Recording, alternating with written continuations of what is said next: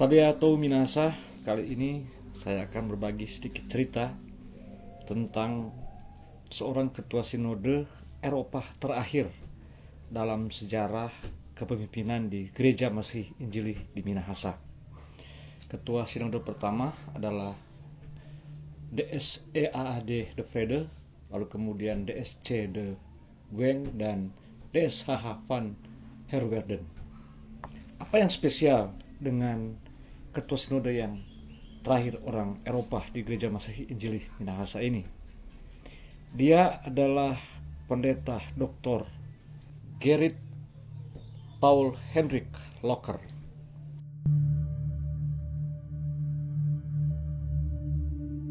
Sebelum menjadi ketua sinode Gereja Masih Injili Minahasa, pendeta Locher sebelumnya menjadi pendeta di Gereja Timur.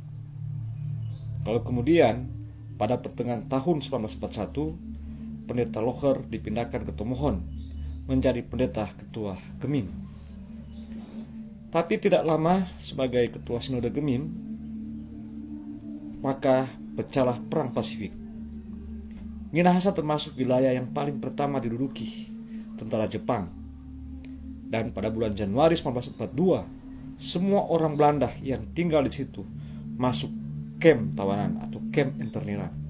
Salah satunya adalah ketua sinode Gemim, pendeta Locher.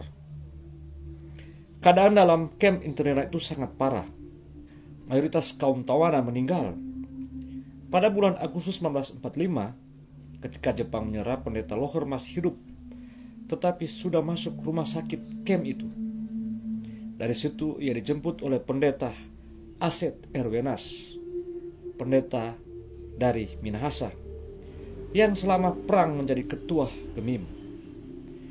Meskipun penduduk Minahasa telah menderita selama masa perang, lalu kemudian Gemim telah mengalami masa genting, tetapi berhadapan dengan orang Belanda yang kurus kering itu, mereka tidak berbicara mengenai pengalaman mereka sendiri. Pendeta Wenas menyerahkan rumahnya sendiri menjadi tempat peristirahatan bagi pendeta Locher dan keluarga-keluarga serta rekan-rekannya. Dan setelah mereka agak pulih, pendeta Wenas mengundang pendeta Locher agar menerima kembali jabatan ketua sinode yang telah dipegangnya sebelum perang. Akan tetapi, ini yang menarik. Sesuai dengan kebijakannya sebelum perang, yang mendorong gereja muda agar benar-benar lepas dari perwakilan atau perwalian orang Belanda, pendeta Locher secara halus menolak tawaran itu. Katanya, "Saya hanya meminta agar boleh menjadi tamu di negeri ini." Dan demikianlah pendeta Wenas tetap menjadi ketua sinode Gemim sampai tahun 1951. Demikianlah teladan dari seorang pendeta Eropa, pendeta Belanda, DS Locher.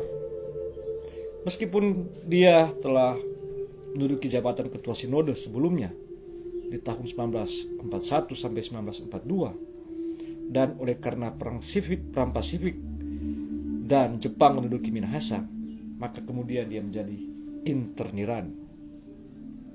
Setelah kemudian bebas, yaitu pada bulan Agustus 1945, bersama dengan menyerahnya Jepang, pendeta Locher justru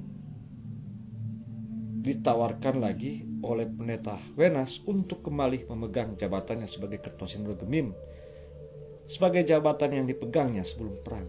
Tetapi seorang yang memiliki jiwa besar dalam kepemimpinan, dan rupanya dia generasi pendeta-pendeta Belanda yang sudah memahami betul tentang bagaimana seharusnya model dan gaya kepemimpinan di gereja, maka dia menolak tawaran untuk kembali menjadi ketua sinode Gereja Masih Injili di Minahasa.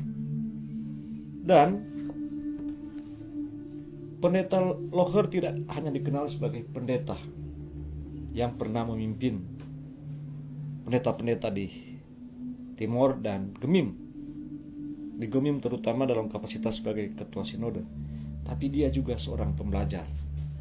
Maka dia kemudian ke Belanda lagi dan melakukan studi, sehingga kemudian lahirlah buku yang kemudian diterjemahkan ke dalam bahasa Indonesia, Tata Gereja Protestan di Indonesia, suatu sumbangan pikiran mengenai sejarah dan asas-asasnya.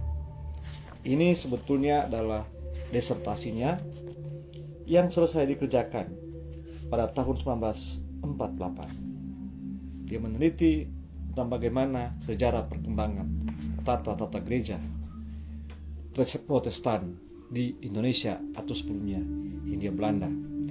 Sehingga saya kira dengan dia kemudian melakukan studi pendalaman, maka tibalah kesimpulan padanya bahwa gereja-gereja muda hasil penginjilan para Sendling yang kemudian sejak tahun 1975 sampai 8 gereja-gereja hasil penginjilan para Sendling yang sejak tahun 1875 sampai 1885 diserahkan ke gereja negara atau gereja kolonial Insekerk, yang kemudian di tahun 1934 berdiri sebagai gereja mandiri yaitu Gemim, harus dipimpin oleh orang-orang dari tanah Minahasa sendiri.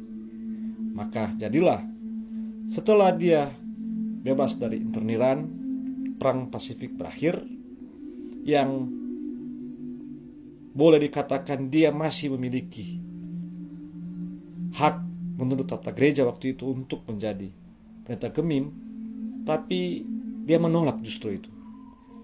Yang meminta dia adalah seorang pendeta terpelajar, intelektual senior, orang Minahasa sendiri, yaitu DS Aseter Wenas. Tapi dengan jiwa besar dan tentu dengan kecendekiawanannya. Tapi ini sangat teologis, bahwa Gemim yang telah berdiri sendiri 1934 harus memimpin dan mengerjakan pekerjaan organisasinya secara mandiri. Maka sejak tahun 1942 resmi Ketua Sinode Gereja Masih Injil Minahasa adalah pendeta dari Minahasa sendiri, yaitu DS Aset R. Wenas. Sementara pendeta Locher, seorang Belanda, dengan tawaran dari DS Aset Wenas menolak, dengan tentu pemikirannya bahwa gereja yang mandiri ini harus secara mandiri dipimpin, dikelola oleh orang-orang Kristen di tanah Minahasa ini. Ini sesuatu yang luar biasa, inspiratif dalam kaitan dengan kita kemudian memahami, merefleksikan kepemimpinan gereja di masa kini. DS Gerrit Paul Hendrik Locher telah meneladani itu, bukan sebagai orang Minahasa, tapi dia sebagai seorang Belanda, bahwa tidak pantas bagi dia untuk menerima kembali jabatan Ketua Sinode. Dan sudah saatnya jabatan Ketua Sinode sejak tahun 1942 itu dipimpin oleh seorang Minahasa, yaitu DS Aset R. Wenas. Demikian Minahasa, saya Denny Pinontoan.